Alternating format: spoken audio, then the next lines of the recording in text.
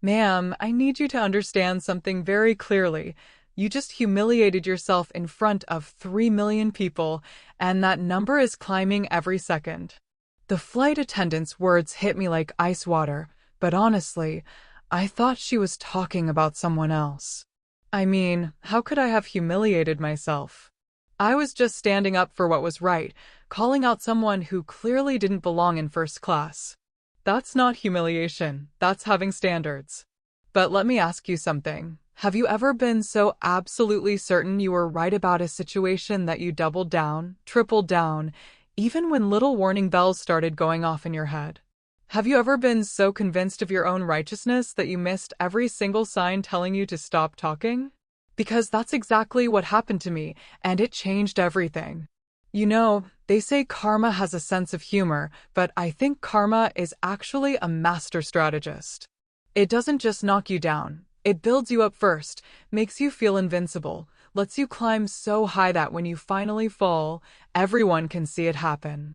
And trust me, when I fell, the whole world was watching. Hey everyone, hope you're having a better day than I'm about to describe. Whether you're watching this from your couch, your office, or maybe even from a plane, and I really hope you're treating your fellow passengers better than I did, this story is going to take you on a ride.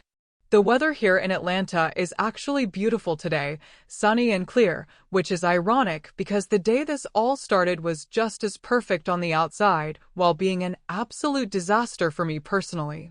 My name is Kendra Hale, and this is the story of how I went from being a privileged socialite who thought she owned the world to a woman who had to rebuild her entire identity from the ground up.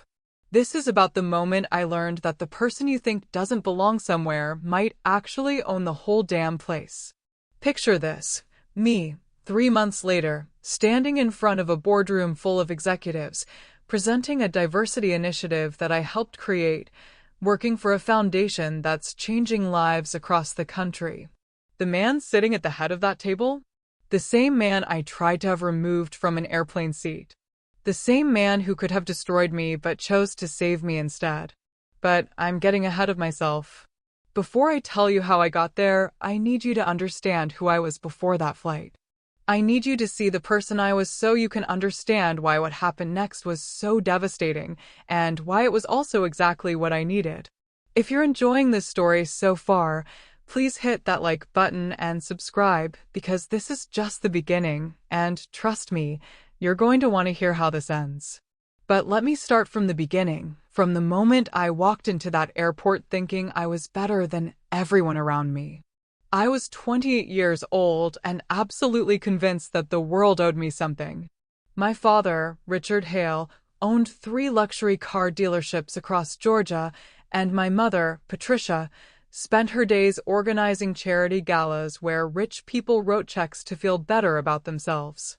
I had grown up in a bubble where money solved everything, where the right last name opened every door, and where people who looked like me were automatically assumed to belong in spaces that others had to earn their way into. I believed that success was inherited, not earned. I believed that first class was for people like me, people with the right background, the right education, the right skin color. I believed that if someone didn't look like they belonged somewhere, they probably didn't. I believed that speaking up about these things made me brave, not bigoted. I believed in a lot of things that were about to be shattered at 30,000 feet. The morning of March 15th started like any other day in my perfectly curated life. I was flying from Atlanta to New York for what I thought was the most important meeting of my career, a potential partnership with a luxury lifestyle brand that wanted me to be their Southern ambassador. I had spent weeks preparing, choosing the perfect outfit, practicing my pitch, imagining how this opportunity would elevate my already elevated status. I arrived at Hartsfield-Jackson Airport wearing a cream-colored designer suit that cost more than most people's monthly rent, carrying a handbag that had a waiting list longer than some college applications. My hair was perfectly styled, my makeup flawless, my confidence absolutely unshakable. I was Kendra Hale, and I belonged in first class. The gate area was crowded, filled with the usual mix of business travelers and tourists. I found a seat near the boarding area and immediately noticed him, a tall black man in his 30s, wearing what looked like an expensive but understated navy suit. He was sitting quietly, reading something on his phone, completely minding his own business. But here's the thing about prejudice. It doesn't need a reason to activate. It just needs an opportunity. And when I saw him stand up during the first-class boarding call, something ugly inside me stirred to life. I watched him walk toward the gate agent, and I remember thinking, there's no way. Not because of anything he had done or said, but because of who I assumed he was based on nothing but the color of his skin. I had decided, in that moment, that he was trying to sneak into a section where he didn't belong. The gate agent scanned his boarding pass without any issues. He walked down the jetway ahead of me, and I followed, already composing the complaint I would make to the flight crew. I was going to be the hero of the story, the person who caught the fraud, who maintained the standards that people like me expected. When I boarded the plane and saw him settling into seat 2A, right next to my assigned seat 2B, I felt vindicated. This was my moment to speak up, to do what I thought was right. I had no idea I was about to become the villain in my own story. I had no idea that the quiet, well-dressed man I was about to humiliate was Dorian Cole, the 34-year-old CEO and majority owner of the airline I was flying on. I had no idea that he was traveling incognito to evaluate the service quality of his own company. I had no idea that he had built his fortune from nothing, that he had earned every single thing he had through intelligence, hard work, and determination. I had no idea that in the next 10 minutes, I would say things that would be recorded, uploaded, and viewed by millions of people around the world. I had no idea that I was about to lose everything I thought made me special and discover what actually made me human. All I knew was that I was Kendra Hale. I belonged in first class, and I was about to make sure everyone knew it. The flight attendant was making her final announcements as I settled into my seat, but I wasn't listening. I was staring at the man next to me, building up my courage to say what I thought needed to be said. He was still reading something on his phone, completely unaware that I was about to change both of our lives forever. I cleared my throat, turned toward him with what I thought was righteous authority, and opened my mouth to speak. What came out next would haunt me for months, teach me everything I needed to know about myself, and ultimately lead me to the most important relationship of my life. But first, it would destroy everything I thought I was. I need to tell you about the moment everything started to unravel, but first you need to understand exactly who I was before that plane took off. Because the person who opened her mouth that day wasn't born prejudiced. She was carefully crafted by years of privilege, entitlement, and a family that taught her all the wrong lessons about worth and belonging. My father, Richard Hale, didn't just own car dealerships. He owned the kind of dealerships where celebrities and politicians bought their vehicles. Growing up, I watched him treat people differently based on how they looked, how they dressed, how much money he thought they had. He would light up when a well-dressed white customer walked in, but I saw how his smile faded when anyone else approached his showroom. Kendra, he used to tell me, you can tell everything you need to know about a person in the first 10 seconds. Their clothes, their posture, their confidence, it all tells a story. And our job is to make sure we're dealing with the right kind of people. My mother was even worse, though she disguised it better. Patricia Hale was the queen of Atlanta's charity circuit, but her philanthropy was really just social climbing with tax benefits. She taught me that helping people was fine, as long as those people knew their place and were appropriately grateful. We give back because we can afford to, she would say while getting ready for another gala. But that doesn't mean we lower our standards. Charity is about maintaining order, not disrupting it. I absorbed these lessons like a sponge. By the time I was in college at Emory University, I had perfected the art of polite discrimination. I knew how to smile while excluding people, how to sound concerned while being condescending, how to maintain my superiority while appearing generous. My sorority sisters and I would volunteer at homeless shelters and food banks, but we treated it like a photo opportunity. We would post pictures of ourselves serving meals, always making sure our designer clothes and perfect makeup were visible, always positioning ourselves as the saviors in the narrative. I dated men who looked like they belonged in my world, white, wealthy, connected. I worked at my father's dealership in marketing, which really meant I planned events and made sure the right people felt welcome while the wrong people felt unwelcome. I lived in a Buckhead apartment that my parents paid for, drove a car from my father's lot, and spent my days maintaining the bubble that had been built around me since birth. The man sitting next to me on that plane represented everything I had been taught to question, to doubt, to exclude. In my twisted worldview, his presence in first class was either a mistake or a fraud, and either way, it was my responsibility to address it. I turned toward him with what I thought was justified confidence. He was still looking at his phone, and I could see he was reading what looked like financial reports or business documents. But in my mind, I had already decided this was probably just an act, a prop to make him look more legitimate. "Excuse me," I said, my voice carrying that particular tone my mother had perfected, polite on the surface, but condescending underneath. "I think there might be some confusion about seating." He looked up from his phone, and I got my first real look at his face. He was handsome in a way that was almost distracting, strong jawline, intelligent dark eyes, the kind of calm confidence that usually made me nervous. But I pushed that feeling down and focused on what I thought was my mission. "I'm sorry," he said, his voice deep and measured. There was no defensiveness in his tone, no anger, just genuine confusion about what I was suggesting. "Well," I continued, feeling more confident now that I had his attention, "I couldn't help but notice that you seem a bit surprised to be in first class. And I just want to make sure there hasn't been some kind of mix-up with the seating assignments." Other passengers were starting to notice our conversation. I could feel their eyes on us, and in my deluded state, I thought they were looking because they agreed with me, because they were grateful that someone was finally addressing what they were all thinking. The man, Dorian, though I didn't know his name yet, tilted his head slightly, and I caught something in his expression that should have been a warning. It wasn't anger or embarrassment. It was almost amusement, like he was watching something fascinating unfold. "I appreciate your concern," he said carefully, "but I'm quite sure I'm in the right seat. This is 2A, and that's what my boarding pass says." He held up his boarding pass, and I could see it clearly showed first class, seat 2A.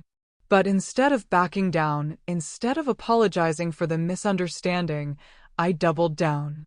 Because in my world, being wrong wasn't an option, and admitting mistake was a sign of weakness.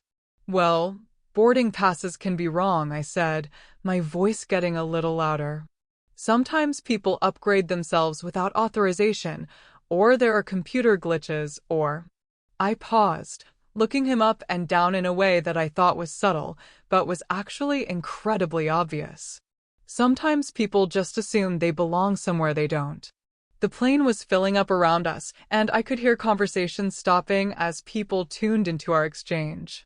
A flight attendant was making her way down the aisle, checking overhead bins and greeting passengers, and I felt a surge of relief. Finally, someone with authority would sort this out.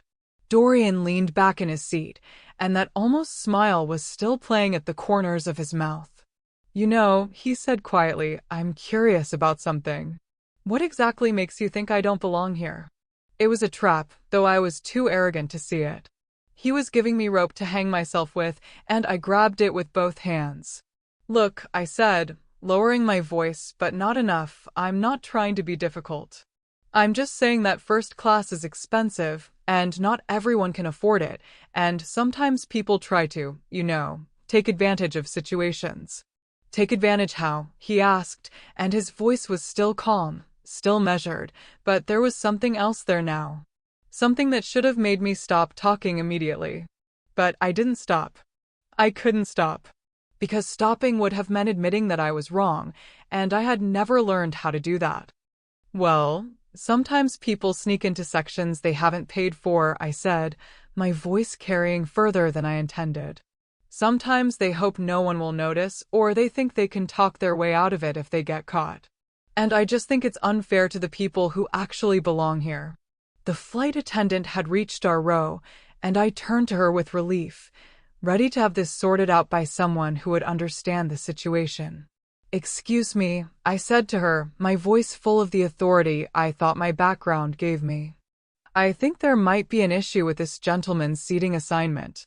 Could you please check his ticket and make sure he's supposed to be in first class?" The flight attendant looked at me, then at Dorian, and I saw something pass between them that I couldn't quite interpret. She glanced down at a tablet she was carrying, then back at Dorian, and her expression changed completely. What happened next should have been my first clue that I had made a terrible mistake. Instead of asking Dorian for his boarding pass, instead of questioning his right to be there, the flight attendant's entire demeanor shifted into something that looked almost like reverence. "Of course, ma'am," she said to me, but her eyes were on Dorian. "Let me just verify everything." She tapped something on her tablet, and I watched her face change as she read whatever appeared on the screen. Her eyes widened slightly, and she looked at Dorian again, this time with what I could only describe as recognition. But instead of addressing what I thought was the obvious problem, she turned back to me with a professional smile that didn't quite reach her eyes. "Ma'am, I can confirm that this gentleman is absolutely in the correct seat. Is there anything else I can help you with?" I felt my confidence waver for the first time. This wasn't going the way I had expected. The flight attendant should have been on my side, should have understood that I was trying to maintain standards, should have quietly resolved the situation in my favor. Instead, she was looking at me like I was the problem. "But," I started, my voice less certain now, "are you sure? Because I just think there might be some confusion, and I don't want there to be any issues once we're in the air." Dorian spoke up then, and his voice was still calm, but there was something different about it now. Something that made the hair on the back of my neck stand up. "Ma'am," he said, looking directly at me, "I appreciate your vigilance. But I assure you, I have every right to be exactly where I am." The way he said it, the quiet confidence in his voice, the way the flight attendant was looking at him, it all should have been enough to make me back down. Should have been enough to make me apologize and mind my own business. But I had been raised to never back down, never admit weakness, never let anyone think they could challenge my authority. So instead of stopping, instead of recognizing that I was digging myself into a hole, I kept digging. "Look," I said, my voice getting sharper, "I don't know what kind of game you're playing, but first class isn't for everyone. It's for people who can afford it, people who belong here, people who understand what it means to fly at this level." The words hung in the air like poison, and I watched Dorian's expression change completely. The amusement was gone, replaced by something colder, something that made me realize I had just crossed a line I couldn't uncross. But it was too late to take it back.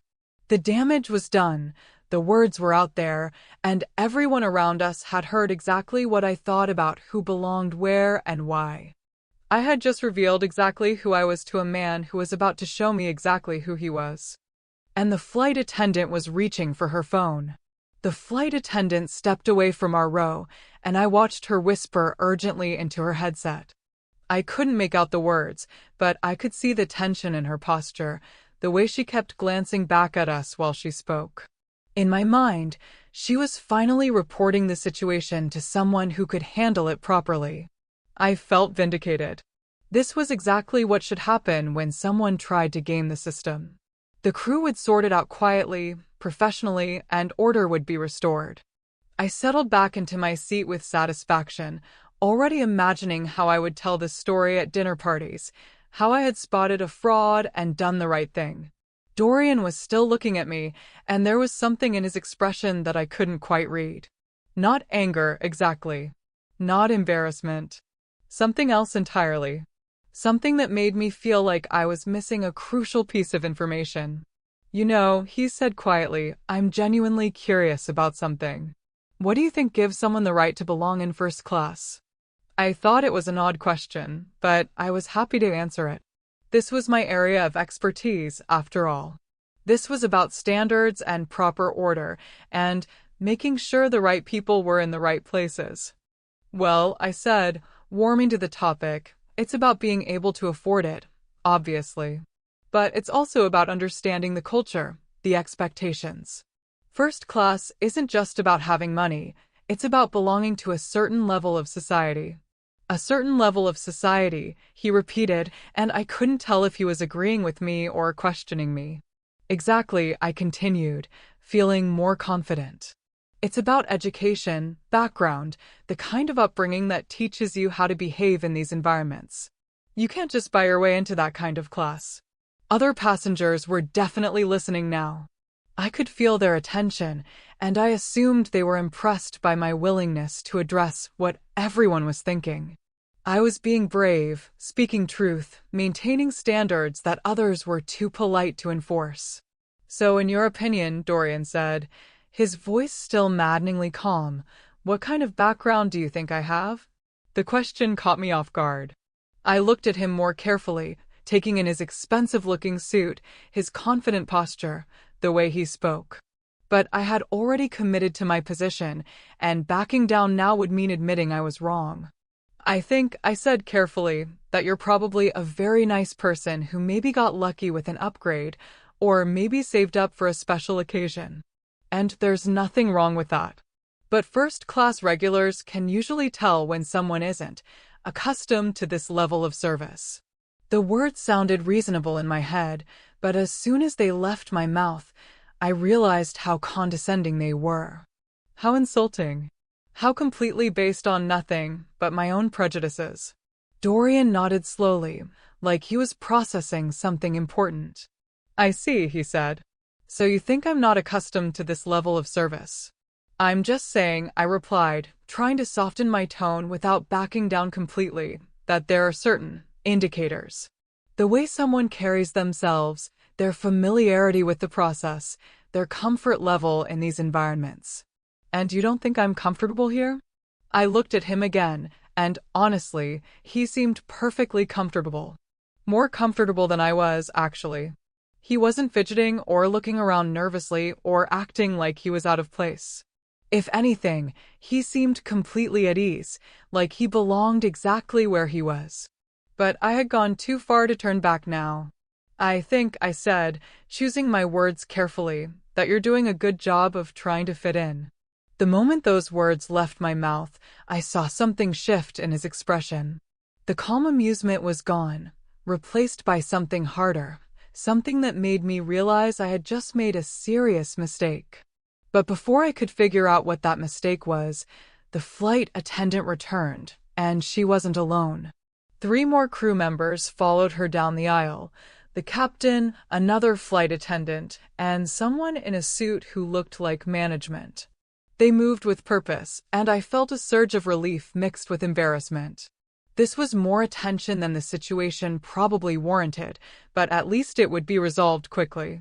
The captain approached our row, and I expected him to address Dorian, to ask for his boarding pass, to handle the situation with the authority his position commanded. Instead, he stopped directly in front of Dorian and did something that made my blood run cold. He smiled. Not the professional smile flight crew give to difficult passengers, but a genuine, warm smile of recognition. "Mr. Cole," he said, his voice carrying a respect that was unmistakable, "I didn't realize you were flying with us today. I'm Captain Martinez. It's an honor to have you aboard." The words hit me like a physical blow. Mr. Cole. Not sir or passenger or any of the generic terms crew use when they don't know someone's name. Mr. Cole. Like they knew exactly who he was. Dorian smiled back, and for the first time since our conversation started, it was a real smile. "Captain Martinez, good to see you again. I'm flying incognito today, just observing service quality. Please don't let my presence change anything about your normal procedures." "Of course, sir," the captain replied. "Though I have to say, your timing is perfect. We've implemented several of the improvements you suggested after your last evaluation flight." Evaluation flight. The words echoed in my head, but I couldn't quite process what they meant. Why would a passenger be evaluating flights? Why would the captain be reporting improvements to him? The management-looking person stepped forward then, and I watched in growing horror as he extended his hand to Dorian with obvious deference. Mr. Cole, I'm David Kong, Regional Operations Manager. I wanted to personally ensure everything meets your standards today. If there's anything at all you need, please don't hesitate to let us know. Dorian shook his hand, and I could see other passengers starting to take notice of the unusual attention he was receiving. Phones were coming out, people were whispering, and I was beginning to understand that something was very, very wrong with my assumptions. I appreciate that, David, Dorian said. Actually, I've been having quite an interesting conversation with my seamate here about service standards and passenger expectations. Very enlightening. All eyes turned to me then, and I felt my face burning with embarrassment. The way Dorian said enlightening made it clear that our conversation had not reflected well on me, and the crew members were looking at me with expressions that ranged from confusion to barely concealed disapproval. Ma'am, Captain Martinez said to me, his voice professional but noticeably cooler than it had been with Dorian, I hope everything has been satisfactory with your flight experience so far. It was a polite question, but there was an undertone to it that made me realize I was being evaluated now. That whatever I had said to Dorian had been noted, recorded, and was reflecting poorly on me. Yes, I stammered, my confidence completely shattered. Everything's fine. There was some confusion about seating, but I think it's been resolved. Confusion about seating? David Kang asked, glancing between Dorian and me. Was there an issue with Mr. Cole's reservation? The way he said it made it clear that any issue with Mr. Cole's reservation would be treated as a serious problem, the kind of problem that could cost people their jobs. No, I said quickly, realizing I was in dangerous territory. No issue. Just a misunderstanding. But Dorian wasn't going to let me off that easily. Actually, he said, his voice carrying clearly through the first-class cabin, this young lady was concerned that I might not belong in first class. She thought there might have been some kind of mistake with my seating assignment. The silence that followed was deafening. I could feel every eye in first class on me, could see other passengers pulling out their phones, could sense that this moment was about to become something much bigger than a simple misunderstanding. Captain Martinez looked at me with an expression I couldn't quite read. Ma'am, I can assure you that Mr. Cole is exactly where he belongs. In fact, he belongs here more than anyone else on this aircraft. More than anyone else? I repeated, my voice barely a whisper. David Kang stepped forward, and when he spoke, his voice carried through the cabin clearly enough for everyone to hear. Ma'am, I'd like you to meet Dorian Cole, Chief Executive Officer and majority owner of Skyline Airlines. The airline you're currently flying on. The seat you're sitting in. The plane you're traveling in. Mr. Cole owns all of it. The words hit me like a tsunami. CEO. Majority owner. He didn't just belong in first class, he owned first class. He owned the entire airline. Every seat, every plane, every route. The man I had accused of not belonging actually owned everything around us. I felt the blood drain from my face as the full magnitude of my mistake crashed over me. I had just spent the last 20 minutes telling the owner of the airline that he didn't belong on his own plane. I had questioned his right to sit in a seat on an aircraft he owned. I had suggested he was trying to scam his way into a section of his own airline. And everyone had heard it. Everyone was recording it. Everyone was watching as the full scope of my ignorance and prejudice was revealed in the most public, humiliating way possible. Dorian was looking at me now with an expression that was no longer amused. It was something else entirely. Something that made me realize this was just the beginning of my consequences, not the end. Now, he said quietly, his voice carrying an authority I finally understood, would you like to continue our conversation about who belongs where? The plane was preparing for takeoff, but I felt like my world was already crashing down around me. And somewhere in the back of my mind, I could hear the sound of phones recording, capturing every moment of what was about to become the most humiliating experience of my life. The worst part was, I had done it all to myself. The silence stretched on for what felt like hours, but was probably only seconds. I could hear the engines starting up, the normal sounds of a plane preparing for departure, but everything felt surreal, like I was watching someone else's nightmare unfold. Dorian was still looking at me, waiting for an answer to his question about continuing our conversation. The crew members were standing there, clearly uncomfortable with the situation, but unsure how to handle it. Other passengers were definitely recording now. I could see phone screens pointed in our direction, could hear whispered conversations about what they had just witnessed. I started, but my voice came out as barely a whisper. I cleared my throat and tried again. I think there's been a misunderstanding. A misunderstanding, Dorian repeated, and there was something in his tone that made it clear he wasn't going to let me minimize what had just happened. What exactly do you think was misunderstood? Captain Martinez cleared his throat. Mr. Cole, we should probably prepare for departure. Would you prefer that we handle this situation differently? For a terrifying moment, I thought Dorian was going to have me removed from the plane. I could see it happening, security being called, me being escorted off in front of everyone, the video of my humiliation going viral before we even left the ground. But instead, Dorian shook his head. No, Captain. Let's proceed as normal. I think this has been educational for everyone involved. The crew members dispersed, but I could see them whispering among themselves as they returned to their duties. The way they looked at me had changed completely, where before I had been just another first-class passenger, now I was the woman who had humiliated herself in front of their boss. As the plane began to taxi, I tried to figure out how to salvage the situation. Maybe I could apologize, explain that it was all a misunderstanding, convince him that I wasn't really the person I had just revealed myself to be. Mr. Cole, I said, my voice shaking slightly, I want to apologize. I clearly made some assumptions that were completely wrong, and I'm sorry for any offense I caused. He turned to look at me, and I could see he was considering my words carefully. What assumptions did you make? It was another trap. Another opportunity for me to dig myself deeper, but I was too rattled to see it clearly. I assumed. I thought. I struggled to find words that wouldn't make things worse. I made judgments based on things that don't matter.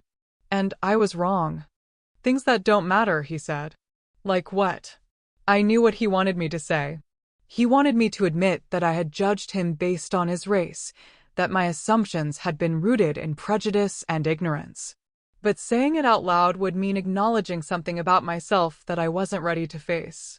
Like thinking I could tell who belongs somewhere just by looking at them, I said, trying to find a way to apologize without admitting the full extent of my bias. Dorian nodded slowly. And what made you think you could tell that about me? The question hung in the air between us, and I realized there was no good answer. Any honest response would reveal the ugly truth about my assumptions, but lying would only make things worse. I don't know, I said finally, which was both true and completely inadequate. You don't know, he repeated. So you questioned my right to be here, suggested I was trying to scam my way into first class, and implied that I didn't understand the culture of this level of service, all based on nothing? When he put it like that, it sounded even worse than it had felt in the moment. I had attacked him, questioned his integrity, and insulted his character based on absolutely nothing but my own prejudices. I made a mistake, I said weakly. You made several mistakes, he corrected. But I'm curious about something. Do you think this was really about seating assignments? I didn't know how to answer that. Part of me wanted to insist that it had been an innocent misunderstanding, that I would have questioned anyone who seemed out of place. But even as I thought it, I knew it wasn't true. I wouldn't have questioned a well-dressed white man the same way. I wouldn't have assumed he was trying to scam his way into first class. I think, Dorian continued when I didn't respond, that this was about something much deeper than seating. I think this was about who you believe has the right to occupy certain spaces, and who you think needs to justify their presence in those spaces. His words cut through me like a knife, because they were absolutely true. I had spent my entire life believing that people like me belonged in first class by default, while people like him needed to prove they deserved to be there. That's not. I started, but I couldn't finish the sentence because it was exactly what I had done. It's not what, he asked. It's not who I am, I said, but even as the words left my mouth, I knew they were false. It was exactly who I was. It was who I had been raised to be, who I had chosen to remain, who I had just revealed myself to be in front of a plane full of witnesses. Dorian leaned back in his seat, and I could see him processing something. When he spoke again, his voice was different, less confrontational, more thoughtful. You know what's interesting, he said. I fly incognito regularly to evaluate our service quality. I've been doing it for 3 years, ever since I took over as CEO. And in all that time, you're the first person who has ever questioned my right to be in first class. The words hit me like a physical blow. I wasn't just prejudiced, I was uniquely prejudiced. Other people had seen him in first class and accepted his presence without question. Only I had looked at him and decided he didn't belong. I've sat next to CEOs, celebrities, politicians, people from every background imaginable, he continued. And not one of them has ever suggested that I might be trying to scam my way into a seat I couldn't afford. I felt tears starting to form in my eyes, but I blinked them back. Crying would only make this worse, would make me look like I was trying to manipulate sympathy from a situation I had created entirely myself. I'm sorry, I whispered, and this time I meant it. Not sorry that I had been caught, not sorry that I was embarrassed, but genuinely sorry for the pain I had caused him, for the assumptions I had made, for the person I had revealed myself to be. I believe you are, he said. But I'm not sure you understand what you're sorry for yet. Before I could ask what he meant, the flight attendant approached our row again. This time, she was carrying a tablet and looking directly at me. Ma'am, she said, her voice professionally neutral, I need to inform you that several passengers have recorded portions of your conversation and have already begun posting them on social media. Our legal department wanted me to make you aware that this situation is becoming public. My stomach dropped. Social media. Videos. Public humiliation on a scale I had never imagined. I thought about my parents, my friends, my job, my entire social circle seeing me revealed as the person I had just shown myself to be. How public? I asked, my voice barely audible. The flight attendant glanced at her tablet. The first video was posted about 10 minutes ago and already has several thousand views. It's been shared on multiple platforms. I felt like I was going to be sick. This wasn't just a private embarrassment anymore, it was becoming a public spectacle. People I had never met were watching me humiliate myself, judging me, sharing my shame with their own networks. What? I started, then stopped. What could I possibly ask? What could anyone do to fix this? Dorian was watching me process this information, and I could see something in his expression that might have been sympathy. But it was mixed with something else, something that looked like he was making a decision about something. You know, he said quietly, I have a choice to make here. I could have you banned from this airline. I could have my legal team pursue this as harassment. I could make sure this follows you for the rest of your life. I felt my heart stop. He had every right to do all of those things. I had attacked him, humiliated him, questioned his integrity in front of dozens of witnesses. If our positions had been reversed, I probably would have done exactly what he was describing. But, he continued, I'm not going to do any of that. I looked at him in shock. You're not. No, he said. Because I think you're about to learn some very important lessons, and I think those lessons are going to be punishment enough. I didn't understand what he meant, but before I could ask, the flight attendant's tablet chimed with another notification. Ma'am, she said, looking at the screen with an expression that was almost sympathetic, the video has now been viewed over 50,000 times. It's trending on Twitter. Trending. My humiliation was trending. People across the country, maybe across the world, were watching me reveal myself as a prejudiced, entitled woman who had attacked an innocent man based on nothing but the color of his skin. I thought about my phone, sitting in my purse, probably buzzing with notifications from friends and family who were seeing the videos. I thought about my parents, who had raised me to believe I was better than other people, watching their daughter become a symbol of everything wrong with privilege and prejudice. I thought about the job interview I was flying to New York for and realized there was no way any company would want to associate with me after this. "I need to ask you something," Dorian said, pulling my attention back to him. "And I want you to think carefully before you answer." I nodded, not trusting my voice. "Do you think this experience has taught you anything about yourself?" I wanted to say yes, wanted to convince him that I had learned my lesson and would never make these mistakes again. But the truth was, I was still processing what had happened. I was still trying to understand how I had gone from feeling righteous and justified to feeling completely destroyed in the span of 30 minutes. "I think," I said slowly, "that I'm just beginning to understand how wrong I was." He nodded. "That's honest. And it's a start." The plane was reaching cruising altitude, and I could see other passengers settling in for the flight. But I knew that for me, this flight was just the beginning of a much longer journey, one that would force me to confront everything I believed about myself and the world around me. I had no idea that the man sitting next to me was about to offer me a chance at redemption that would change my life forever. But first, I had to survive the landing. The flight attendant's tablet chimed again, and this time her expression shifted from professional sympathy to something closer to alarm. "Ma'am," she said quietly, leaning closer to our row, "I'm afraid the situation has escalated significantly." The video has been picked up by major news outlets.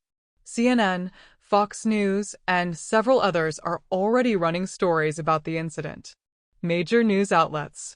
My legs felt weak even though I was sitting down. This wasn't just social media anymore. This was national news.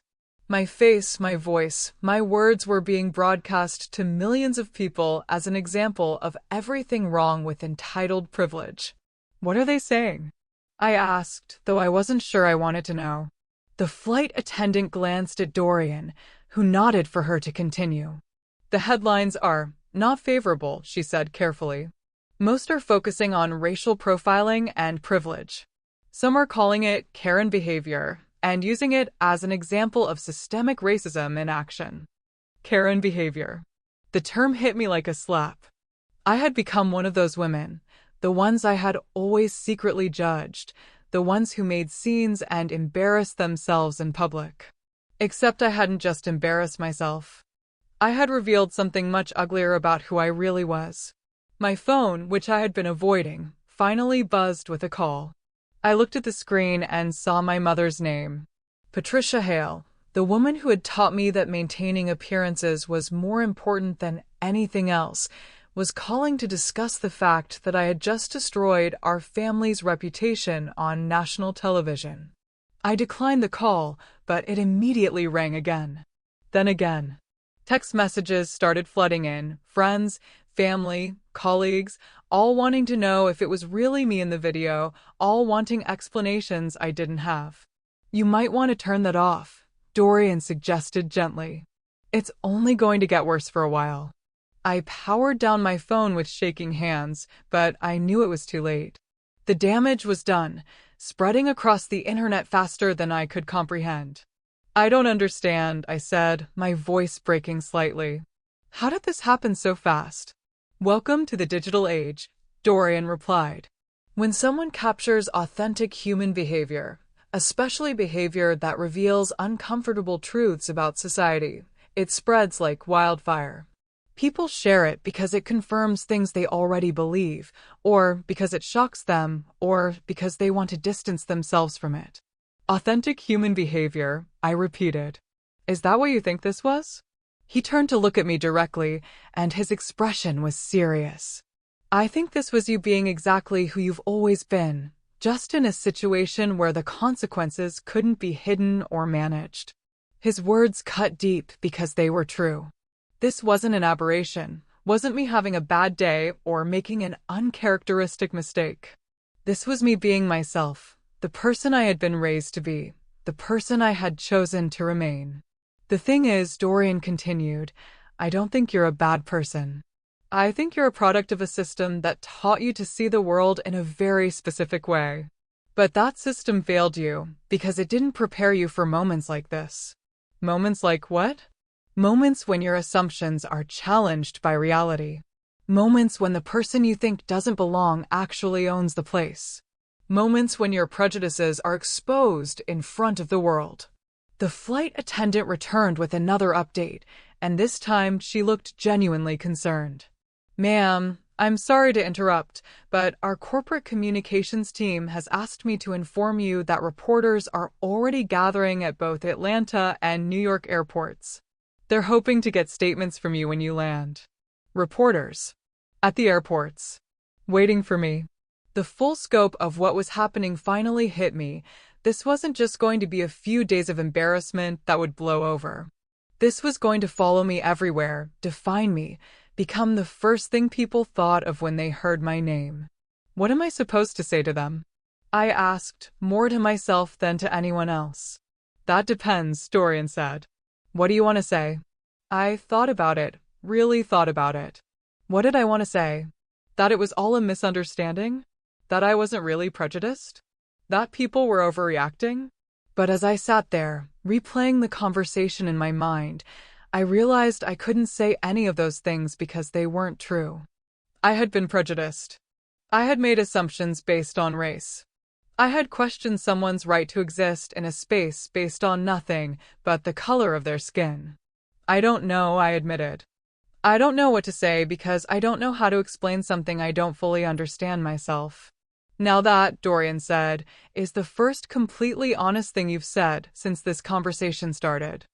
The plane hit some turbulence, and I gripped the armrests instinctively. But the physical turbulence was nothing compared to the emotional chaos I was experiencing. Can I ask you something? I said to Dorian. Of course. Why aren't you angrier? Why aren't you making this worse for me? You have every right to destroy me completely, and instead you're sitting here having a conversation with me like we're equals. He was quiet for a long moment, and I could see him considering his answer carefully. Because, he said finally, I've been where you are. What do you mean? I mean I've been the person who had to confront ugly truths about myself. I've been the person who thought I understood the world only to discover I was completely wrong about fundamental things. I've been humiliated, devastated, forced to rebuild my understanding of who I was. I couldn't imagine this confident, successful man ever being in a position like mine. When I was 25, I was working as a junior analyst at an investment firm. I thought I was hot shit, young, smart, destined for greatness. I made some assumptions about a colleague, a woman who I thought had gotten her position through affirmative action rather than merit. I made some comments, questioned her qualifications, suggested she was in over her head. He paused, and I could see the memory was still painful for him. Turns out she had 2 master's degrees from MIT and had been personally recruited by the CEO because of her expertise in emerging markets. She was also the daughter of one of our biggest clients. My assumptions weren't just wrong, they were career-ending wrong. What happened? I was fired. Publicly humiliated. Blacklisted from the industry for 2 years. I had to completely rebuild my career from scratch, and more importantly, I had to rebuild my understanding of myself and my biases. I stared at him in shock. But you're the CEO of an airline. You obviously recovered. I did more than recover, he said. I learned. I grew. I became a different person, a better person. But it took time, and it took work, and it took accepting some very uncomfortable truths about who I had been. The flight attendant approached again, and this time she was carrying a printed sheet of paper. Mr. Cole, she said, our communications team has prepared a preliminary report on the social media response. They thought you might want to see it. Dorian took the paper and scanned it quickly. His expression didn't change, but I could see him processing the information. "How bad is it?" I asked. He looked at me for a moment, then handed me the paper. "See for yourself." I read the summary with growing horror.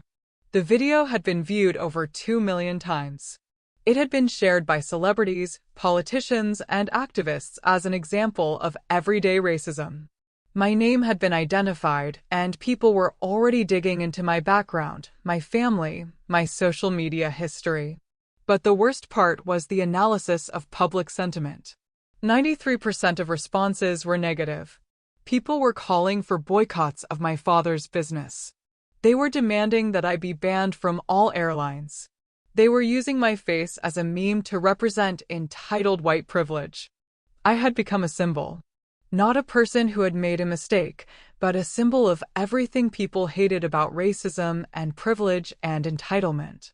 "I'm ruined," I whispered. "You're humbled," Dorian corrected. "There's a difference." "How is there a difference?" "My life is over. My career is over. My family's business is going to suffer because of what I did." "How is that just being humbled?"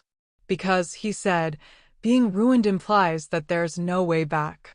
Being humbled means you have a choice to make about who you want to be going forward." I looked at him through tears I could no longer hold back. "What choice? What could I possibly do to fix this?" "You could start by understanding what you actually did wrong.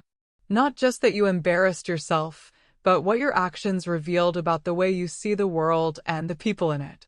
"I judged you based on your race," I said, the words feeling like broken glass in my mouth. "I assumed you didn't belong somewhere because you're black and I'm white, and I was raised to think that gave me some kind of authority over who belongs where." It was the first time I had said it out loud, the first time I had acknowledged the full truth of what I had done. And saying it made it real in a way that was almost unbearable. "Yes," Dorian said simply. "That's exactly what you did." "So what now?" I asked. "How do I live with that? How do I face people knowing that's who I am?" "That's who you were," he corrected. "The question is, who do you want to be?" Before I could answer, the captain's voice came over the intercom announcing our descent into New York. In less than an hour, I would have to face the reporters, the cameras, the world that was waiting to see what the woman from the video would say for herself. I had no idea what I was going to tell them. But for the first time since this nightmare began, I was starting to understand that maybe the point wasn't to have the right answers. Maybe the point was to finally start asking the right questions. The descent into LaGuardia felt like falling into hell. Through the small airplane window, I could see the New York skyline approaching, and all I could think about was the crowd of reporters waiting for me at the gate. My phone, even though it was turned off, felt like it was burning a hole in my purse. I knew that when I turned it back on, I would find hundreds of missed calls, thousands of notifications, and a digital avalanche of hatred that would bury me completely.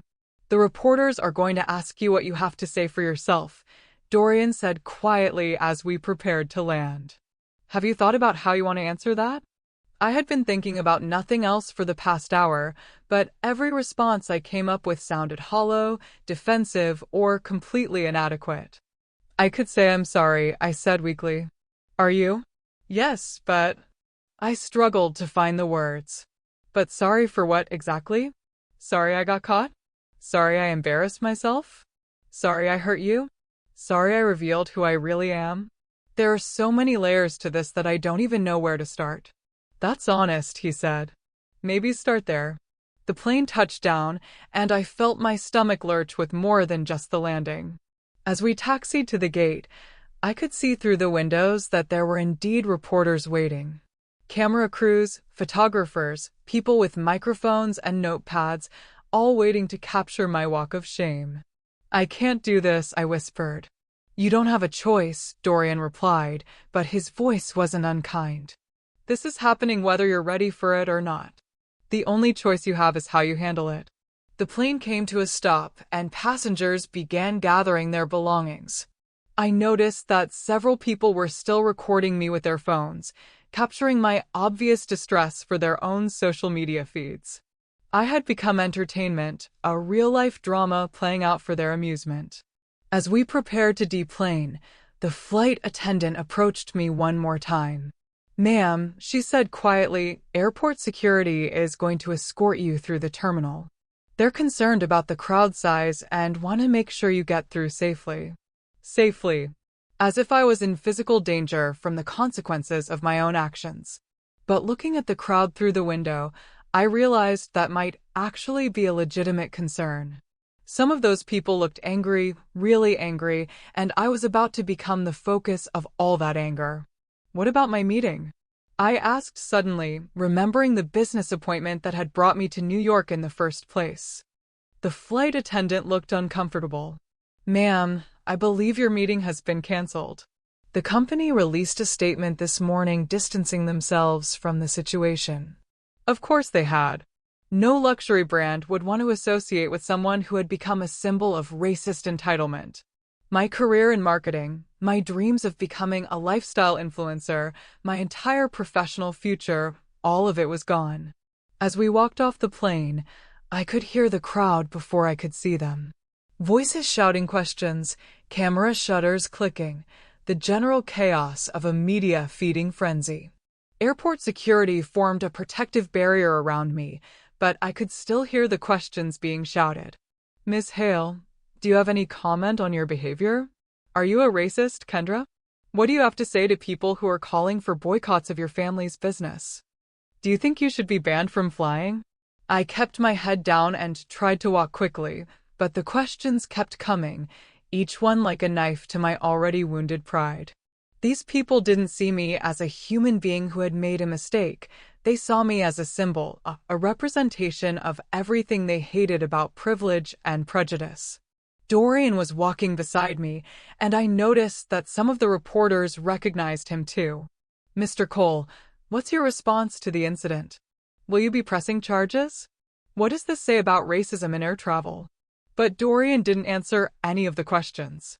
He just walked calmly through the chaos, occasionally placing a gentle hand on my back to guide me when I stumbled or hesitated. We made it through the terminal and into a waiting car that airport security had arranged. As soon as the doors closed, I broke down completely.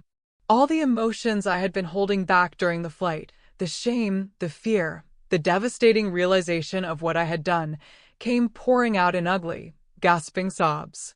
"I've destroyed everything," I cried. "My life, my family's business, my future, it's all gone because I couldn't keep my mouth shut for 2 hours on a plane." Dorian handed me tissues from a box in the car, but he didn't try to comfort me with false reassurances. He just let me cry until I had no tears left. "Where are you staying?" he asked when I finally calmed down enough to speak. "The Plaza," I said automatically, then realized how that sounded. My parents booked it before this happened. "Probably not the best choice right now," he said. "The Plaza is going to be crawling with reporters looking for you." He was right. I couldn't go to my hotel, couldn't go home, couldn't go anywhere without facing crowds of people who wanted to capture my humiliation for their own entertainment. "I don't know where to go," I admitted. Dorian was quiet for a moment, then gave the driver an address I didn't recognize. "Where are we going?" I asked. "Somewhere you can think," he said. "Somewhere you can figure out what you want to do next." The car pulled up in front of a modest brownstone in Brooklyn. It wasn't what I had expected. No doorman, no luxury amenities, just a quiet residential street that looked like it belonged to normal people living normal lives. "This is my place," Dorian said as we got out of the car. "Not the penthouse the media probably assumes I live in. Just a regular house where I can be a regular person." I followed him up the steps, still in shock from everything that had happened. Inside, the house was warm and comfortable, lived-in furniture, family photos, books everywhere. It felt like a home, not a showplace. "Sit," he said, gesturing to a couch. "I'll make coffee." While he was in the kitchen, I looked around at the photos on his mantel. Dorian with an older woman who must have been his mother. Dorian in a graduation cap and gown. Dorian with a group of friends, all of them laughing at something outside the frame. These were the photos of a real life, a full life, a life built on relationships and achievements and moments of joy. Looking at them made me realize how empty my own life had been, how focused I had been on appearances and status rather than substance and connection. When Dorian returned with coffee, I was crying again. "I don't even know who I am," I said. "I thought I was a good person. I thought I was successful and confident and worthy of respect. But looking at your life, your real life, I realize I don't have anything real at all." "What do you mean?"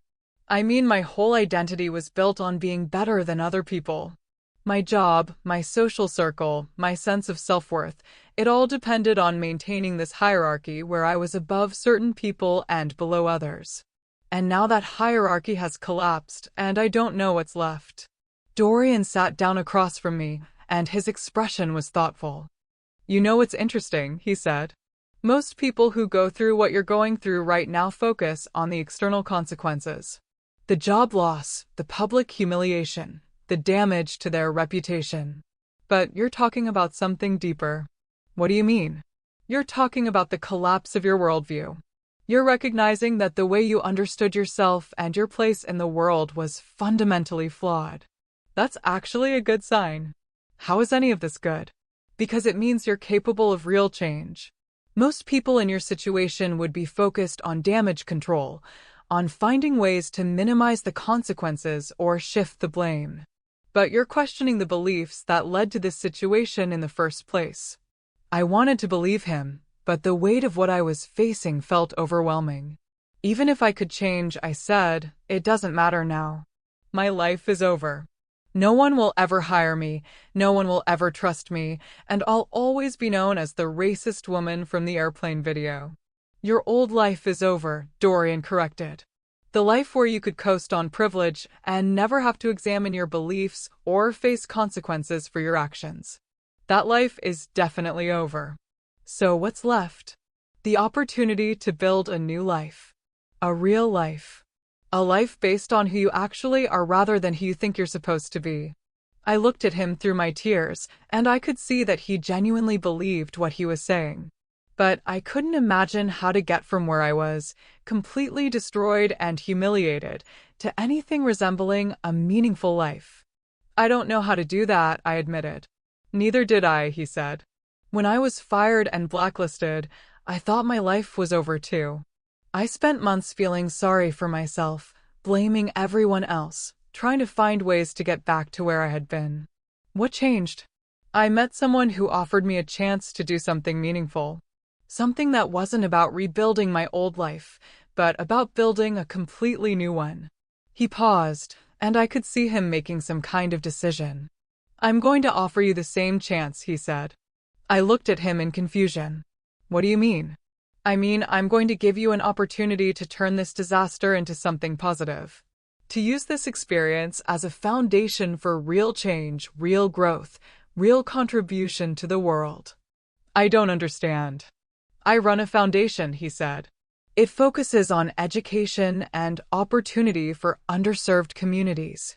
We're always looking for people who understand what it means to have their assumptions challenged, who know what it feels like to have their worldview completely shattered." "You want me to work for your foundation?" "I want you to work for yourself," he corrected. "To figure out who you are when you're not defined by privilege or prejudice. To discover what you're actually capable of when you're motivated by something other than maintaining your position in a hierarchy." I stared at him in shock. After everything I had done, everything I had said, he was offering me a job. Not just any job, but a chance to be part of something meaningful. "Why?" I asked. "Why would you do that for me?" "Because," he said, "I believe people can change. And because the world needs more people who have learned these lessons the hard way." For the first time since this nightmare began, I felt something other than despair. It wasn't hope exactly, I was still too devastated for hope. But it was possibility. The possibility that this wasn't the end of my story, but the beginning of a completely different one. "What would I have to do?" I asked. "First," he said, "you'd have to face the media. Not to defend yourself or minimize what happened, but to take full responsibility and commit to doing better. And then, then you'd have to prove that commitment. Through work, through service, through becoming the kind of person who builds bridges instead of walls. I thought about it, really thought about it. It would mean giving up everything I had thought I wanted, the luxury lifestyle, the social status, the comfortable bubble of privilege. But maybe those things had never really been mine anyway. Maybe they had just been borrowed from a system that was always going to collapse eventually. Okay, I said quietly. Okay, what? Okay, I'll do it. I'll take responsibility, and I'll do the work, and I'll try to become someone better than who I was. Dorian smiled, and it was the first genuine smile I had seen from him since we met. Good, he said. Because tomorrow, we're going to hold a press conference. And you're going to tell the world exactly who you were, who you want to become, and how you plan to get there. The thought of facing the media again terrified me, but I knew he was right. I couldn't hide from this forever. I had to face it, own it, and use it as the foundation for something better. I had no idea that this press conference would change everything, not just for me, but for everyone watching. But first, I had to survive the night. I didn't sleep that night. How could I? Tomorrow I would stand in front of cameras and reporters and take full responsibility for revealing myself as everything I never wanted to be. I would have to look into those cameras knowing that millions of people were watching, judging, waiting to see if I was genuine or just trying to save face. Dorian had set me up in his guest room, and I spent the dark hours staring at the ceiling, replaying every moment of the airplane incident. But more than that, I was replaying my entire life, all the moments when I had made assumptions about people based on their appearance, all the times I had used my privilege to exclude or diminish others, all the ways I had participated in a system that elevated people like me while pushing down people like him. Around 3 a.m, I finally turned my phone back on. The notifications were overwhelming, thousands of missed calls, text messages, emails, social media mentions. My parents had called 47 times. My friends were either defending me or distancing themselves. Strangers were sending me death threats mixed with messages of support from people who somehow saw hope in my situation.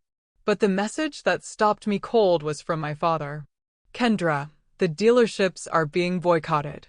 We've lost 3 major contracts already. Your mother is devastated. You need to fix this immediately or don't bother coming home. I stared at the message for a long time, feeling the weight of what my actions had cost my family. My father had built his business over 30 years, and I had damaged it in 30 minutes. My mother's social standing, which she had cultivated so carefully, was in ruins because of my public humiliation. I could fix it, I realized. I could go to the press conference tomorrow and play the victim. I could claim I was misunderstood, that my words were taken out of context, that I was actually the one being discriminated against. I could hire a crisis management firm and spin this into a story about cancel culture and mob mentality. It would probably work.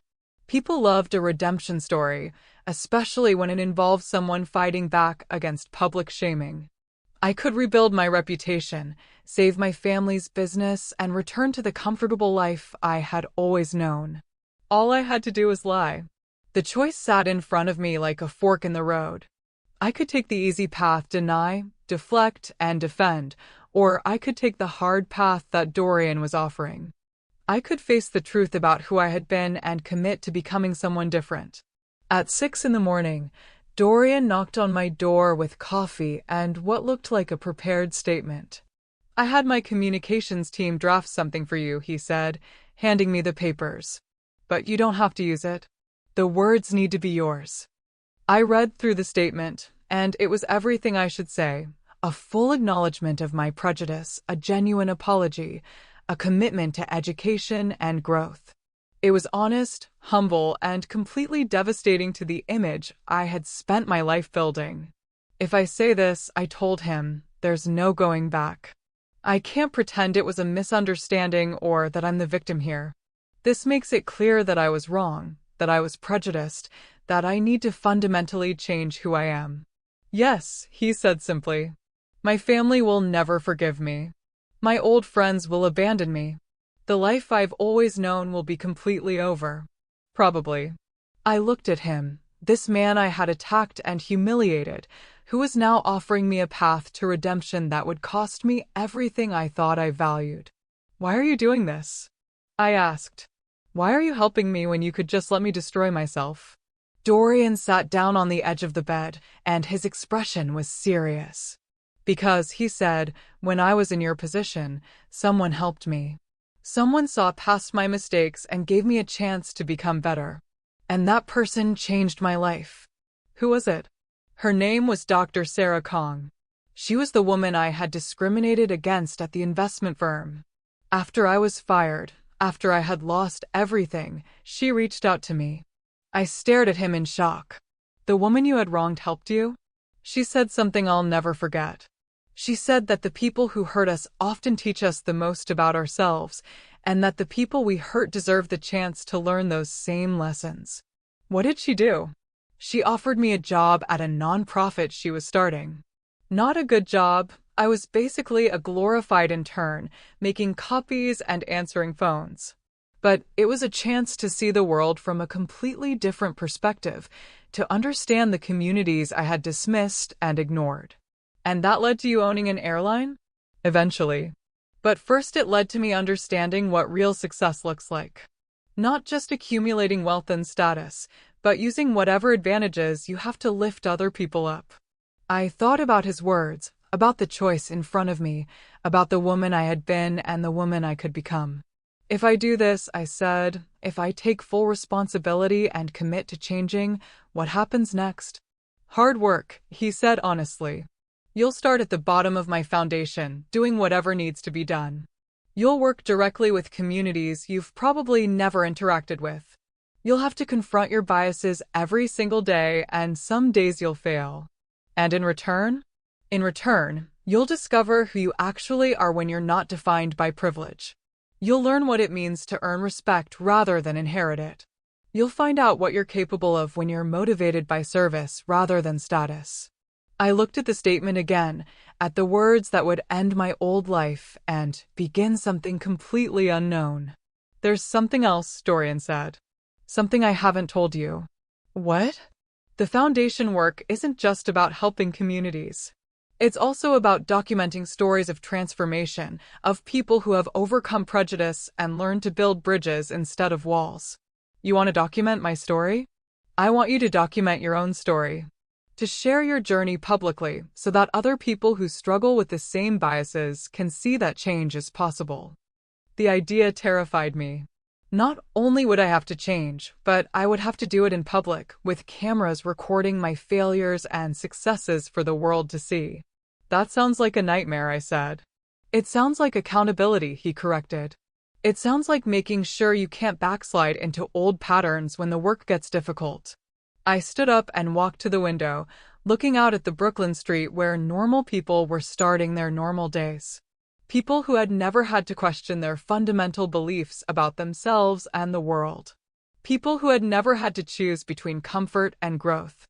Can I ask you something? I said without turning around. Of course. Do you think I can actually change? Do you think someone like me, with my background and my beliefs, can become someone genuinely different? I think, he said carefully, that you're asking the right questions. And I think the fact that you're willing to give up everything you thought you wanted in order to become someone better suggests that you already have changed, at least a little. I turned back to face him, and I could see something in his expression that I hadn't noticed before. It wasn't just compassion or professional interest. It was something deeper, something that looked almost like hope. You see something in me that I don't see in myself, I said. I see someone who could become extraordinary, he replied. Not because of where you came from, but because of where you're willing to go. I picked up the statement again and read through it one more time. Every word was true. Every admission was necessary. Every commitment was terrifying. If I do this, I said, if I take this path, will you help me? Will you be there when I fail, when I struggle, when I want to give up and go back to my old life? I'll be there, he promised. But more importantly, you'll be there.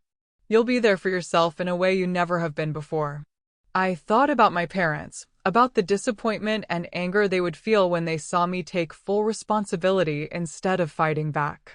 I thought about my old friends, who would see my transformation as a betrayal of everything we had shared. I thought about the comfortable, privileged life I was about to walk away from forever. And then I thought about the woman I could become. Someone who built bridges instead of walls. Someone who used her advantages to lift others up instead of keeping them down. Someone who earned respect through service rather than inherited it through privilege. Okay, I said, my voice stronger than I felt. I'll do it. I'll take full responsibility, and I'll do the work, and I'll document the journey so other people can learn from my mistakes. Dorian smiled, and this time it reached his eyes. Good, he said. Because the press conference is in 2 hours, and after that, there's no going back. I know, I said. And I'm ready. But as I said the words, I realized I wasn't ready at all. I was terrified, uncertain, and completely unprepared for what was coming next. The only thing I was ready for was to stop being the person I had always been and start becoming someone I could actually respect. The press conference would either destroy me completely or give me the foundation to build something real. Either way, it was time to find out who Kendra Hale really was when everything else was stripped away. The press conference was held at the Foundation's headquarters in Manhattan, a modest building that stood in stark contrast to the gleaming corporate towers I was used to. As our car pulled up, I could see the crowd of reporters and cameras waiting outside, even larger than the one at the airport. This time, though, I wasn't running from them. I was walking directly into the storm I had created. Remember, Dorian said as we sat in the car for a moment before going in, this isn't about managing the narrative or controlling the damage. This is about telling the truth, even when it hurts. I nodded, clutching the statement I had rewritten 3 times that morning. Each version had been more honest than the last, more willing to confront the ugly reality of who I had been. Are you ready? He asked.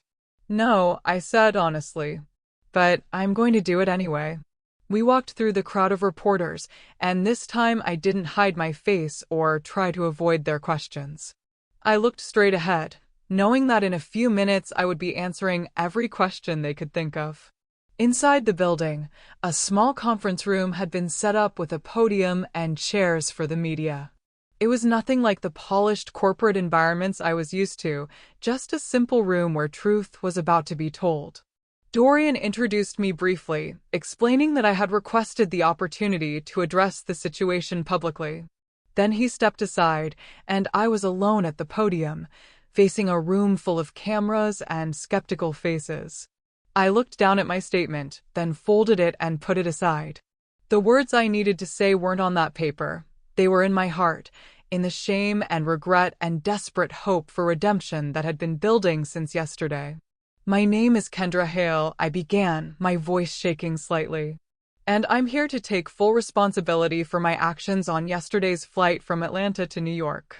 The room was completely silent, every camera focused on my face, every reporter waiting to see if this would be a real apology or another attempt at damage control. I want to be very clear about what happened, I continued, my voice growing stronger. I saw a black man sitting in first class, and I immediately assumed he didn't belong there. Not because of anything he said or did, but because of the color of his skin. I questioned his right to be in that seat, suggested he was trying to scam his way into first class, and implied that he didn't understand the culture of that level of service. I paused, letting the words sink in, letting the cameras capture the full weight of my admission. I did this because I am prejudiced. Because I was raised to believe that people who look like me automatically belong in certain spaces, while people who look like him need to prove they deserve to be there. Because I have spent my entire life benefiting from a system that privileges whiteness and then convinced myself that my advantages were earned rather than inherited. A reporter raised her hand, but I shook my head. Please let me finish, I said. Because what I have to say next is the most important part. I took a deep breath and looked directly into the main camera.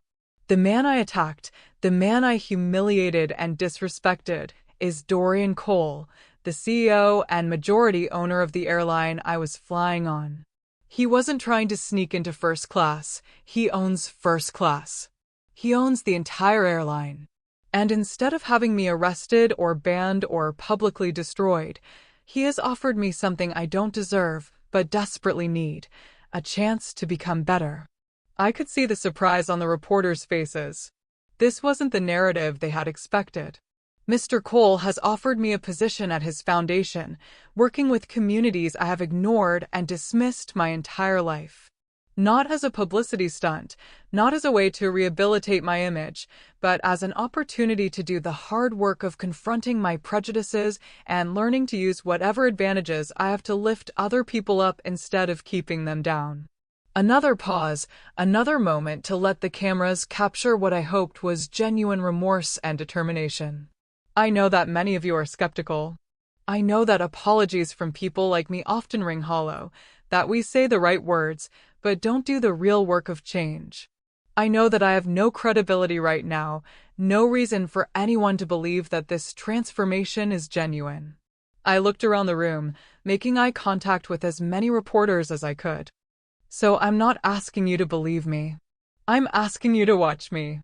Mr. Cole and I have agreed to document this journey publicly, to share the work I'm doing and the lessons I'm learning so that you can judge for yourselves whether this change is real. A reporter in the front row couldn't contain herself any longer. Miss Hale, isn't this just an elaborate PR campaign? A way to turn your racist behavior into a feel-good story about redemption? I had expected this question, had prepared for it, but it still hit hard. It might be, I said honestly. I don't know yet if I'm capable of real change or if I'm just good at convincing myself that I'm changing. That's why the documentation is so important, so that you can hold me accountable, so that I can't hide behind good intentions if my actions don't match my words. Another reporter stood up. What do you say to people who think you should face real consequences for your behavior, not just get a job at a foundation? I think they're right, I replied. I should face consequences. But I also think that the most meaningful consequence would be for me to spend the rest of my life working to undo the damage that people like me have done. To use my privilege to dismantle the systems that created my privilege in the first place. And what about your family's business? Another reporter called out. Are you concerned about the boycotts? This was the question I had been dreading, the one that forced me to choose between my family and my principles. My family built their business in a system that rewarded them for excluding and dismissing people who didn't look like them, I said, my voice steady despite the pain of the words. If that business can't survive without that exclusion, then maybe it doesn't deserve to survive. I could see the shock on some faces, the recognition that I was willing to sacrifice my family's livelihood for my principles.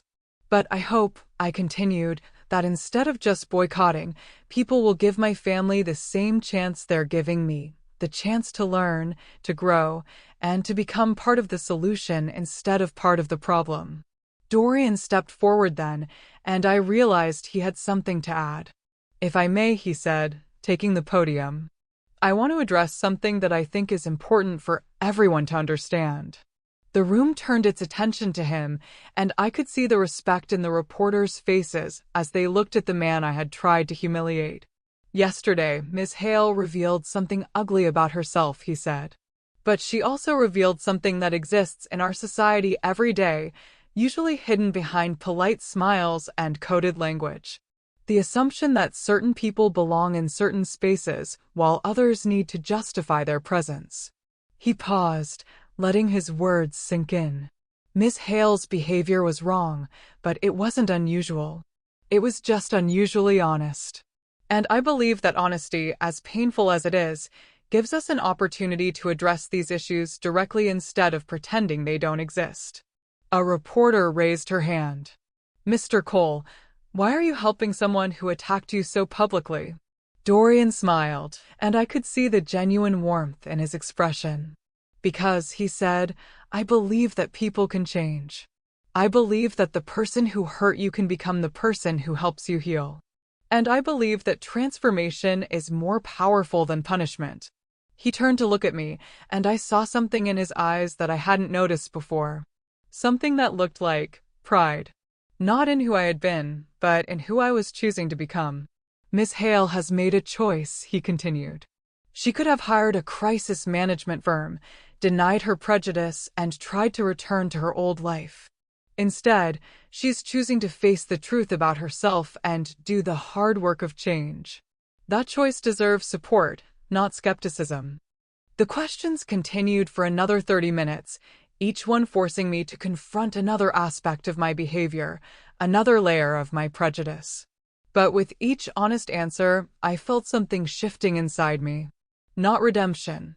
That would take years of work to earn. But possibility. The possibility that I could become someone worth respecting. As the press conference ended and the reporters filed out, I stood at the podium feeling completely drained, but somehow lighter than I had felt in years. "How do you feel?" Dorian asked as we walked out of the building together. "Terrified," I said honestly. "But also free. Like I don't have to pretend to be someone I'm not anymore." "Good," he said. "Because tomorrow, the real work begins." I looked at him, this man who had every reason to hate me but had chosen to help me instead, and I felt something I hadn't experienced in a long time, genuine gratitude. "Thank you," I said, "for seeing something in me that I couldn't see in myself." "I didn't see anything that wasn't already there," he replied. "I just saw someone who was ready to stop hiding from the truth."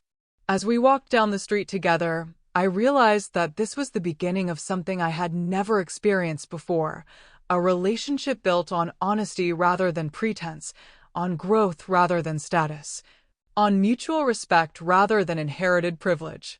I had no idea that this relationship would become the most important thing in my life. But first, I had to prove that I was worthy of it. 6 months later, I stood in front of a classroom full of high school students in East Atlanta, holding up a photograph that still made me cringe. It was a screenshot from the airplane video, my face twisted with entitled anger as I pointed at Dorian, demanding that he be removed from his seat. "This is who I was," I told the students, many of whom were black and brown faces looking at me with a mixture of curiosity and skepticism. "This is the person I had been my entire life. I just never had it captured on camera before." A young black girl in the front row raised her hand. "Miss Hale, why should we believe you've actually changed? White people say they're sorry all the time, but then they just go back to being racist when nobody's watching." Her question was direct, challenging, and exactly what I had learned to expect and appreciate during my months working with Dorian's foundation. These students didn't owe me politeness or the benefit of the doubt. They owed me honesty, and that's what they gave me. "You shouldn't believe me," I said, setting down the photograph. "You should watch what I do, not listen to what I say. And if what I do doesn't match what I say, you should call me out on it." I walked over to the whiteboard where I had written the day's lesson plan, understanding implicit bias and systemic privilege. 6 months ago, I thought racism was something that happened in history books or in dramatic confrontations with people wearing white hoods. I didn't understand that it could be as simple as assuming someone doesn't belong somewhere because of the color of their skin. Another student, a young Latino boy, spoke up without raising his hand. "But you still have all your privilege, right? You still get to go back to your nice house and your rich family when this is over." His words hit me harder than he probably intended, because they forced me to confront a truth I was still learning to live with. "Actually," I said, "I don't. My family disowned me after the press conference. My father said I had betrayed everything he taught me, and my mother said I had destroyed our family's reputation for a publicity stunt." The classroom was completely silent now, the students leaning forward with genuine interest. "I live in a one-bedroom apartment in Queens now, and I take the subway to work every day.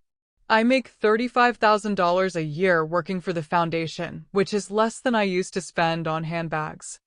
"Do you miss it?" the girl in the front row asked. "The money and the fancy stuff?" I thought about the question seriously, the way I had learned to think about everything during these months of transformation. "I miss the security," I said honestly. "I miss knowing that if something went wrong, My parents could fix it with money. But I don't miss the person I was when I had all those things. I don't miss feeling like I was better than other people because of what I owned or where I came from. A boy in the back raised his hand. What's the hardest part about changing? Realizing how much I didn't know, I said immediately. I thought I understood the world, but I had only ever seen it from one perspective. Learning to see it from other perspectives has been like learning a completely new language. I walked back to the front of the classroom and picked up another photograph, this one from last month, showing me working alongside community members to clean up a neighborhood park that the city had neglected for years. This is who I'm trying to become, I said. Someone who uses whatever advantages she has to make things better for other people, not just for herself. The same skeptical girl raised her hand again. But what happens when people stop paying attention? When the cameras go away and nobody's watching anymore? It was the question I asked myself every day, the fear that kept me awake at night. I don't know, I admitted. I hope I'll keep doing the work because it's the right thing to do, not because people are watching. But I'm still learning who I am when nobody's looking. After class, I walked through the hallways of the school, past bulletin boards covered with college acceptance letters and scholarship announcements. These students were working twice as hard as I ever had to achieve half of what had been handed to me, and they were doing it with grace and determination that humbled me every day. My phone buzzed with a text from Dorian. How did the presentation go? They asked all the right questions, I texted back. The hard ones. Good. That means they're paying attention. See you at dinner. I smiled as I typed my response. Wouldn't miss it. Our relationship had evolved slowly over these 6 months, built on a foundation of honesty and mutual respect that I had never experienced before. We had started as victim and perpetrator, moved to mentor and student, and gradually become something deeper, two people who had found in each other the possibility of real partnership. It wasn't a fairy tale romance. There were days when my old prejudices surfaced, and he had to call me out. There were days when he questioned whether I was really changing or just performing change. There were days when we both wondered if someone like me could ever truly understand someone like him. But there were also days when we worked side by side in communities I had never known existed, when we laughed together at my clumsy attempts to navigate public transportation, when we stayed up late talking about the kind of world we wanted to help create. Tonight was one of those nights. We met at a small Ethiopian restaurant in Brooklyn, the kind of place I never would have tried before my transformation. As we shared injera and talked about the day's work, I felt something I had never experienced in my previous relationships, the sense that I was known completely and accepted anyway. I got a call from CNN today, Dorian said as we finished our meal. They want to do a 6-month follow-up story on your transformation. I felt my stomach tighten. The media attention had died down somewhat, but every few weeks someone wanted to check in on the racist airplane lady to see if her redemption was real. What did you tell them? I told them it was your decision, he said. But I also told them that if they were looking for a simple before and after story, they'd be disappointed. What do you mean? I mean change isn't linear. You're not the same person you were 6 months ago, but you're not finished becoming who you're going to be either. And I think that's a more honest story than the one they probably want to tell. I reached across the table and took his hand, still amazed that he was willing to be seen with me in public, still grateful for his patience with my ongoing education. Can I tell you something? I said. Always. 6 months ago, I thought the worst thing that could happen to me was being humiliated in front of the world. But now I think the worst thing that could have happened was if I had never been forced to see who I really was. Dorian squeezed my hand. And who are you really? I'm someone who's learning, I said. Someone who's trying to earn the respect I used to think I deserved automatically. Someone who's discovering that real privilege isn't about what you can take from the world, but what you can give to it. And what do you want to give? I thought about the students I had spoken to that day, about the communities I was learning to serve, about the work that still needed to be done. I want to give other people what you gave me, I said. The chance to see themselves clearly and choose to become better. As we walked home through the Brooklyn streets, past bodegas and community centers and the real life I had never known existed, I felt something I had never experienced before, the sense that I was exactly where I belonged. Not because of my background or my privilege or my assumptions about who deserved what, but because I had earned my place through service, through growth, through the daily choice to be better than I had been the day before. My phone buzzed with a notification, another message from someone who had seen the airplane video and wanted to share their own story of transformation. Over the past 6 months, I had received hundreds of these messages from people who had recognized themselves in my behavior and wanted to change. Another one? Dorian asked, seeing me check my phone. A woman from Texas, I said, reading the message. She says she saw herself in the video and wants to know how to start doing the work. What are you going to tell her? The same thing you told me, I said. That change is possible, but it's not easy. That it requires giving up everything you think makes you special and discovering what actually makes you human. As we reached Dorian's brownstone, our brownstone now, though I still couldn't quite believe he had asked me to move in, I looked back at the path that had brought me here. 6 months ago, I had been a woman who thought she owned the world. Tonight, I was a woman who was learning to serve it. The transformation wasn't complete. It might never be complete. But it was real, and it was mine, and it was the foundation for a life I actually wanted to live. Hey everyone, I said, looking directly into the camera as we filmed our weekly update video. It's been 6 months since the airplane incident, and people keep asking me if I've learned my lesson yet. I paused, thinking about how to answer that question honestly. The truth is, I'm still learning. Every day, I discover new ways that my privilege has blinded me to other people's experiences. Every day, I have to choose again to do the work of becoming better rather than falling back into old patterns. Dorian appeared in the frame beside me, and I felt the familiar warmth of his presence. But what I can tell you, I continued, is that this work, the hard, uncomfortable, daily work of confronting your own biases and serving communities you've ignored, this work has given me something I never had before, a life worth living. I looked at Dorian, then back at the camera. If you're watching this because you recognize yourself in my story, because you've made assumptions about people based on how they look or where they come from, I want you to know that change is possible. It's not easy, and it's not quick, and it will cost you everything you think makes you special. But it will give you something better, Dorian added. It will give you the chance to be part of the solution instead of part of the problem. Next week, I said, we're going to share some of the stories we've received from people who are doing their own work of transformation. Because this isn't just about me learning to be better. It's about all of us learning to build a world where everyone belongs. As we turned off the camera, I felt the familiar mix of exhaustion and hope that had become the rhythm of my new life. The work was hard, the growth was painful, and the accountability was constant. But for the first time in my life, I was becoming someone I could actually respect. And that, I was learning, was worth everything I had given up to get here. Ready for tomorrow? Dorian asked as we headed inside. Ready to keep learning, I said. Ready to keep growing. Ready to keep earning the life I want to live.